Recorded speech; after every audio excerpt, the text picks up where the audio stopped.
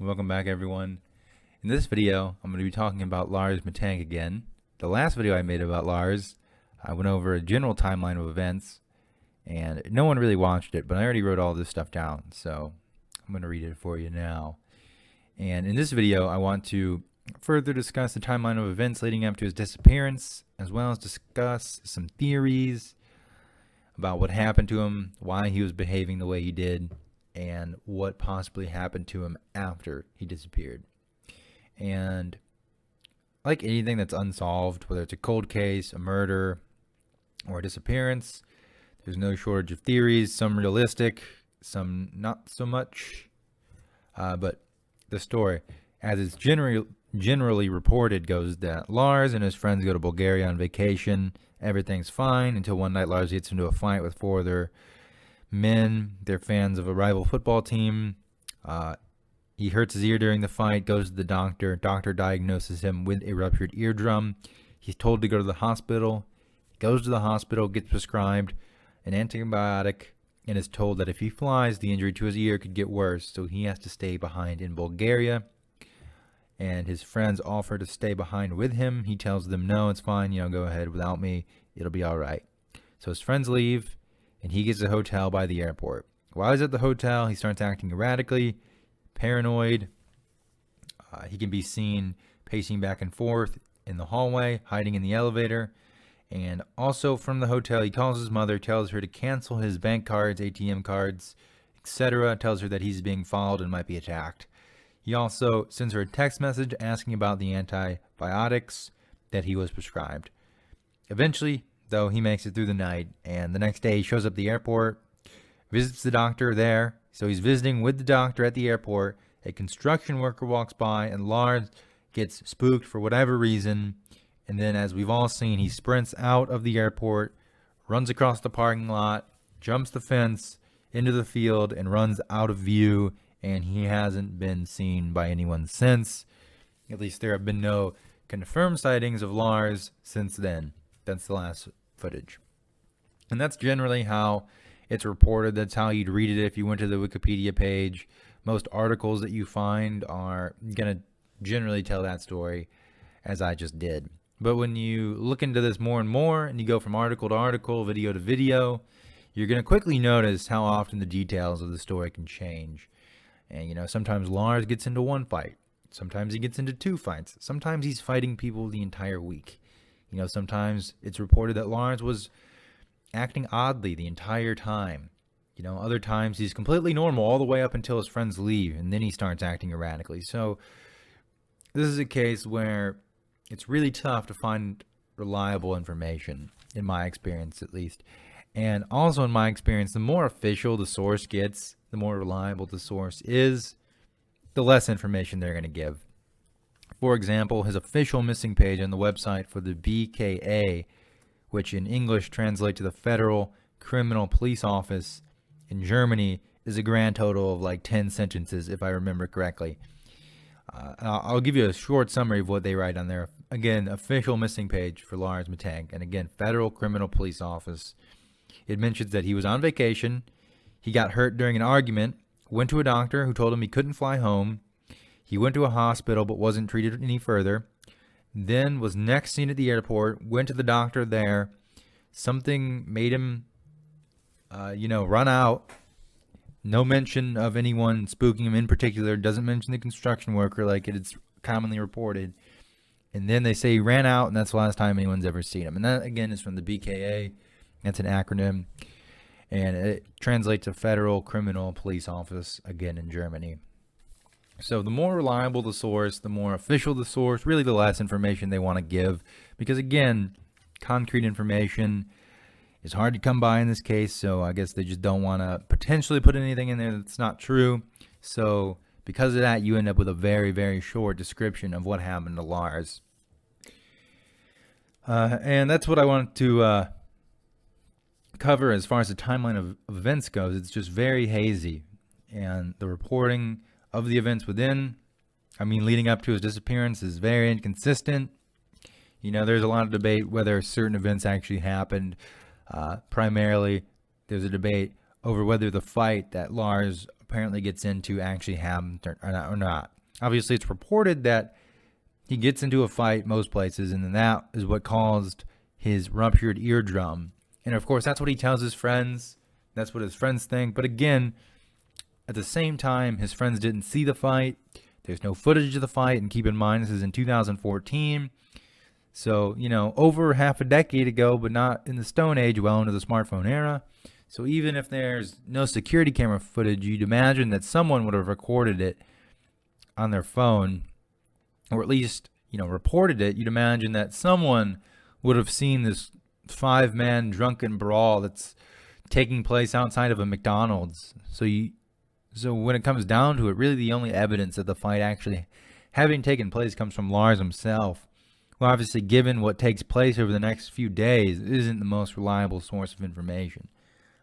But again, it is commonly reported that he gets into a fight.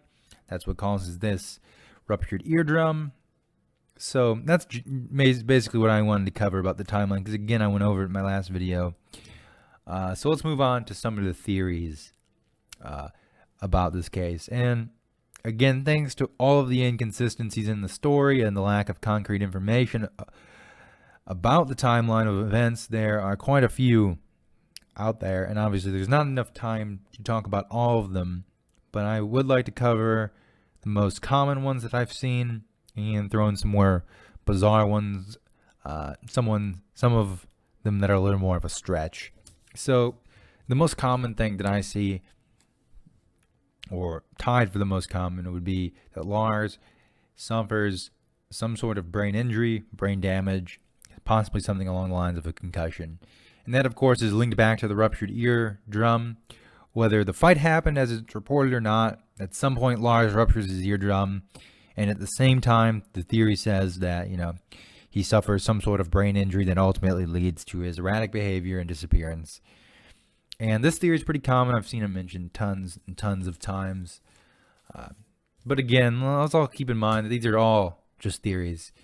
I'm sure there's someone out there that I do believe there's someone out there who probably knows what happened to Lars, but if you're watching this video, you're probably not one of them. Getting back on track. My main issue with this brain injury, brain damage theory is I really don't understand how Lars could see 3 doctors. Again, he goes to the first doctor who tells him that he has a ruptured eardrum and tells him to go to the hospital. And then at the hospital, again, he sees another doctor, and, there's nurses, other trained medical staff there. And then he sees the doctor at the airport. So I don't really I really don't understand how all 3 of those doctors could, just miss the fact that this guy has suffered, whether it's a concussion or some other kind of brain injury. I don't imagine how he slips by all 3 of these trained medical doctors and, nurses and, etc. at the hospital. I just don't understand how they all don't notice, and then, how his friends wouldn't have noticed. I just don't buy it at the end of the day.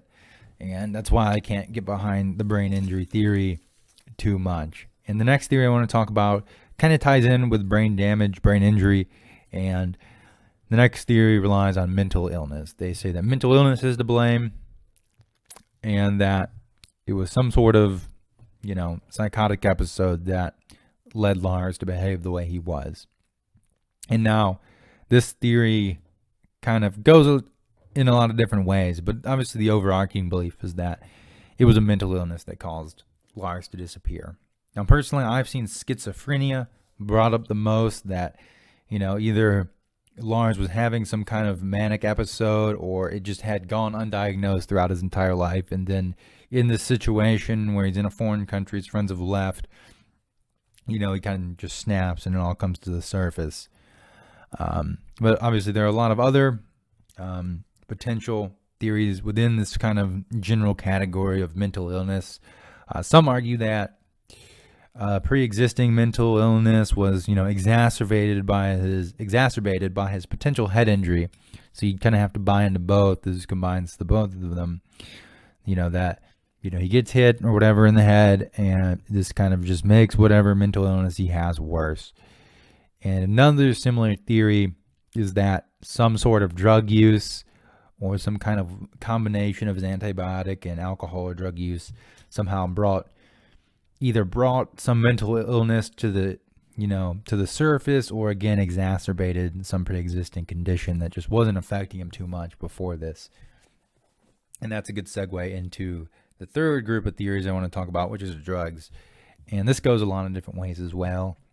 It's often theorized that Lars was on, some sort of stimulant, whether it was, methamphetamine, cocaine, maybe MDMA, which is ecstasy, whatever, and that he had been awake for an extended period of time and had started entering or had entered psychosis. And his erratic behavior and paranoia does match up with the symptoms of stimulant abuse and having been up for multiple days, thinking people are following you, acting very paranoid. That all does match up. And while I'm not a strong proponent of any theory in particular, this is one of the ones I think is more plausible, that Lars had been using drugs for multiple days and had just ended up, when it happened on the 8th, which is when he disappears, it just kind of all boiled over. But again, these are all just theories, so let's keep that in mind. Again, I think I've said that already.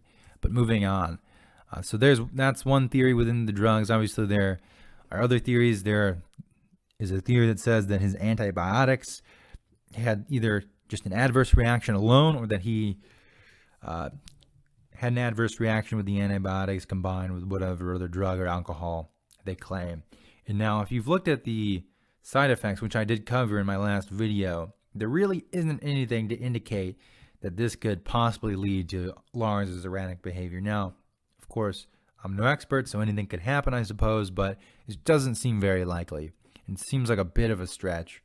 So moving on, there's also a group of theories that theorized that Lars and his friends were, drug mules, or selling drugs, or transporting drugs of some kind.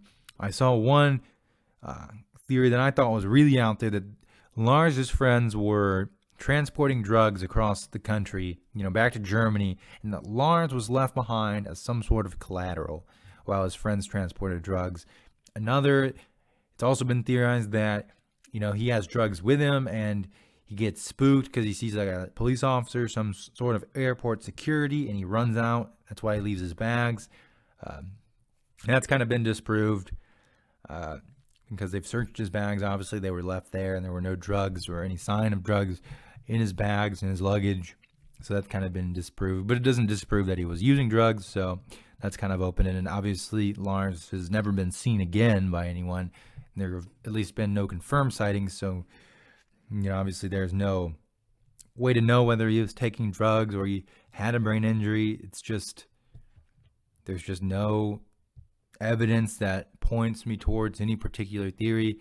Usually, and this is why I think this is such a bizarre case, is that usually I can be convinced to a certain degree, when there's some unsolved case or some disappearance. I'm like, yeah, he was the dad who killed her, or, it was the boyfriend, or, he's living in, I don't know, Colombia or something. But for Lars Mittank, there's just nothing that pushes me in any direction.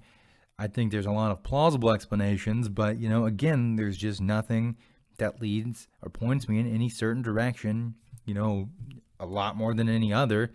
So I'm kind of just left thinking that, any of these things could have happened.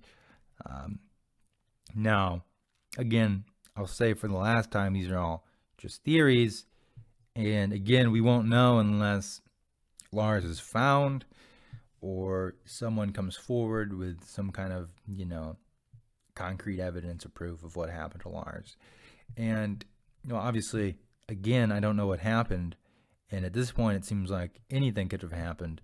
I do believe that if I had to choose, I believe Lars is probably dead if I had to choose. But I've seen it theorized that he's, living in some homeless camp, or that he wanted to start a new life in Bulgaria or just wherever. He just wanted to start a new life in general, and he used this vacation as a way to get out. So there are no shortage of theories as to what happened to Lars Mittank. So look into them if you feel like it. If I had to choose one theory that I believe the most, I would probably get behind that he was using some sort of stimulant, whether it be amphetamine or cocaine, whatever, and that he'd been up for days and started entering psychosis. That is my best guess. That's the one I like the most, but again, I don't really favor that one over any of the other ones. So thanks for watching my video on Lars Mittank. I have some videos about Thrive from the Watts case coming up, so if you want to watch those will be out eventually. And let me know if there's anything else anyone would like me to talk about.